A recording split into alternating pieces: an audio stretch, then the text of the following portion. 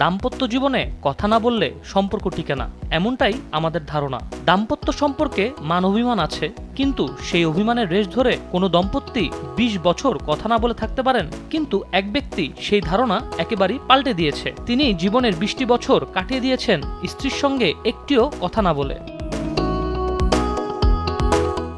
ভালোবাসার কমতি হয়তো ছিল না, তাই কথা না বললেও একই ছাদের নিচে বসবাস করে আসছিলেন তারা। গল্পটা জাপানের ওতুয়ে কাতামায়া ও তার স্ত্রী ইউমি কাতামায়ার। এই দম্পতির প্রথম সন্তান জন্মের পর ইউমির উপর এক ধরনের অভিমান থেকেই ওতুয়ে তার সঙ্গে কথা বলা বন্ধ করে দেন। কোনো ঝগড়া নয়, কোনো মারামারি নয়, শুধু চুপচাপ থাকা শুরু করলেন দুজনই। মনোমালিন্যের কারণে স্বেচ্ছায় স্ত্রীর সঙ্গে আর কোনো কথা বলেননি ওতুয়ে। এর মধ্যেই একে একে জন্ম নেয় তাদের আরও 2 সন্তান।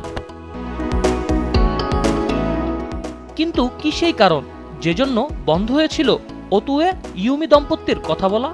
তবে মজার বিষয় হলো, সমস্যা যাদেরকে নিয়ে তারাই সমাধান খুঁজে দিয়েছিল। ছেলেমেয়েরা ধীরে ধীরে বড় হতে থাকে, কিন্তু তারা অন্য বাবা মায়ের মতো নিজেদের বাবা মাকে কখনো কথা বলতে দেখেনি। এই নিয়ে ছেলেমেয়েদের আফসোস ছিল। তারা চাচ্ছিলেন বাবা মা নিজেদের মধ্যে কথা বলুক।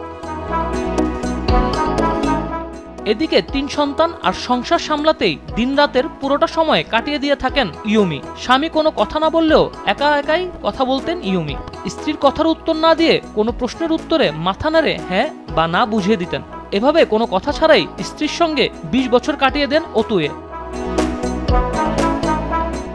2016 সালে জাপানের এই অভিমানী স্বামীর খবরটি সামনে আসে। ওতুয়ে ও ইউমি দম্পতির 18 বছর বয়সী ছেলে ইয়োশিকি কাতামায়া মা বাবার পরিস্থিতি নিয়ে জাপানের হাকাইদো টিভি চ্যানেলের একটি শোতে লিখে পাঠান। ইয়োশিকি মা বাবার সম্পর্ক ঠিক করার ক্ষেত্রে হাকাইদো ইভির সহযোগিতা চান। আজিজ সুপ্রিয়, নিউজ ডেস্ক, দেশ টিভি।